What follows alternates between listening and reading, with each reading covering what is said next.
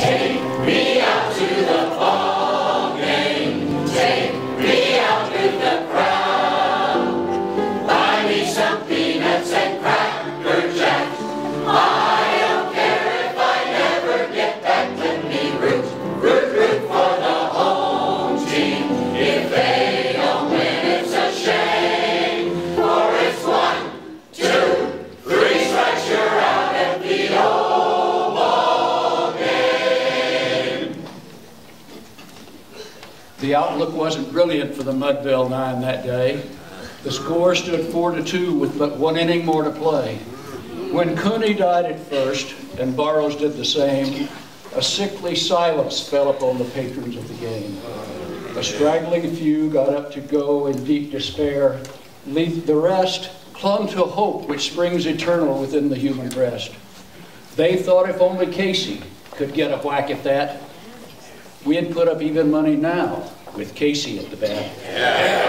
But Flynn preceded Casey, as did also Jimmy Blake.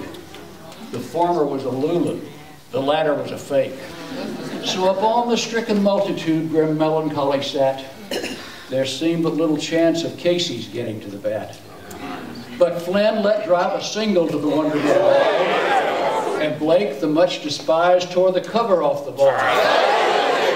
And when the dust had lifted and the men saw what had occurred, there was Jimmy safe at second and Flynn a hugging third. Then from 5,000 throats or more there went up a lofty yell. It rumbled in the valley and rattled in the dell. It bound upon the mountains and recoiled in the flat. For Casey, mighty Casey, was advancing to the bat. There was ease in Casey's manner as he stepped into his place. There was pride in Casey's bearing and a smile on Casey's face.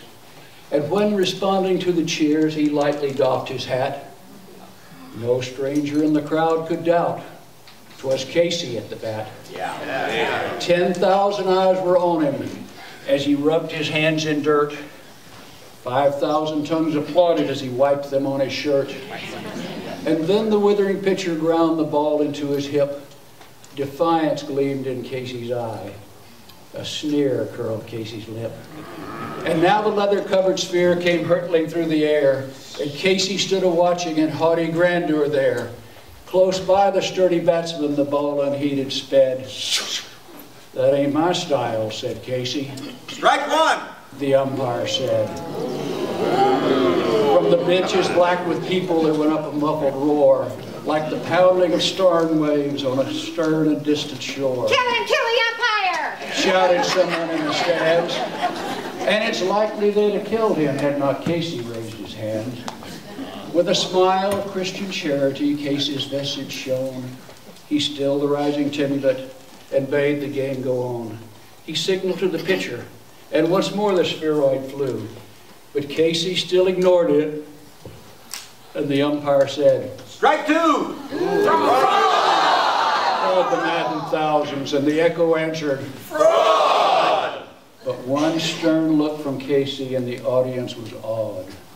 They saw his face grow stern and cold. They saw his muscles strain. They knew that Casey wouldn't let the ball go by again. The sneer was gone from Casey's lips.